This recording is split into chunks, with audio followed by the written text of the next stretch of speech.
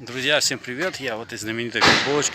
Вот там сидит девушка от Видросов, скорее, или от Ядросов. Спрашивают на выходе избирательного участка, за кого мы проголосовали. Но я сказал, что неважно для кого, за кого мы проголосовали, за поправки или против поправок. Это останется между мной и участком. То есть фото есть на память. Вот, за кого мы проголосовали. А то, что они спрашивают... Стой, секундочку, дружище.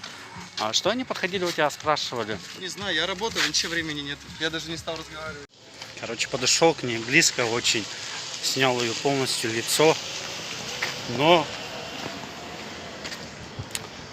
девушка расплакалась, и я решил пожалеть ее. Ну, она же не виновата. Но хотя чисто по-человечески с ней поговорил, она сказала, что ей за эту работу заплатят. То есть она не бесплатно там стоит. Чисто по-человечески только к ней. Потому что она ребенок еще.